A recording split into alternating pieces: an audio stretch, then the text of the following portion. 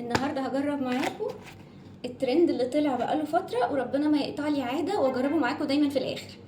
اخد الاراء وبعد كده اجرب معاكم بقى من جديد ونشوف الاراء دي صح ولا اي كلام. هجرب معاكم النهارده الفراخ من تمري، اللي هي وجبه دجاج جاهزه على التحضير. المفروض ان هي قطع دجاج بصوص الزبده، قطعة دجاج بصوص الزبدة، ودي تقريبا كيلو.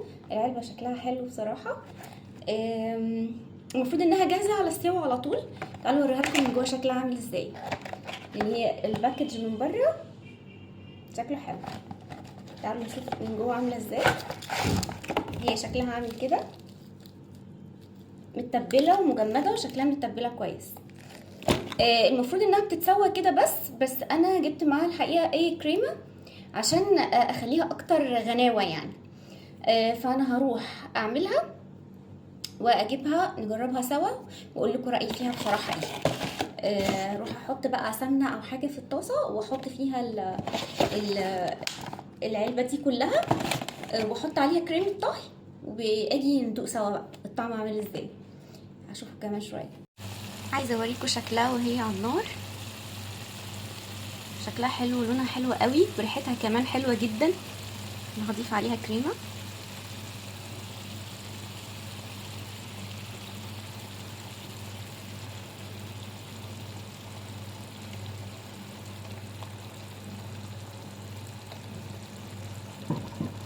ضيفها عليها عشان تبقى اكتر غناوه كده وكريميه.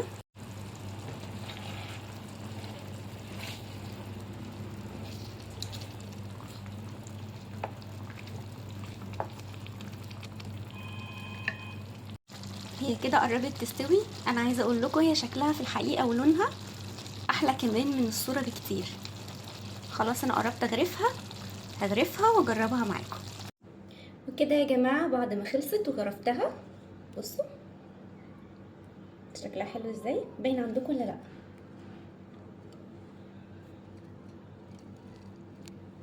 شايفين؟ عايزه اقول لكم ريحتها تحفه. وعملت معاها رز بسمتي ابيض من غير اي توابل، حتى الملح ما زودتهوش قوي عشان ما يضغطش على طعم الفراخ نفسها. عايزين ندوق بقى تتبيلتها ونشوف هي ايه نظامها يعني، بس هي ريحتها جميله. هناخد بقى ايه شويه من الرز مع الفراخ، ولا ندوقها الاول؟ بس ندوق الفراخ الاول.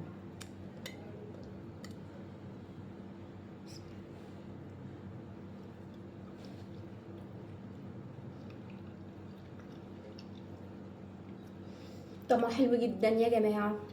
واحطه زي كريمه، الكريمه هتفرق معانا. حتى هزود شويه كريمه دلوقتي.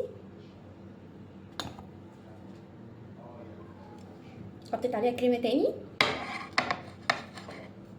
وهجربها بقى بالرز.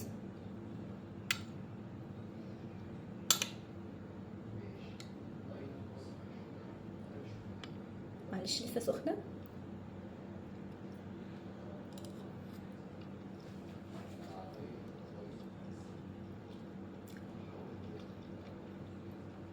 تحفه بجد والله، فعلا تحفه.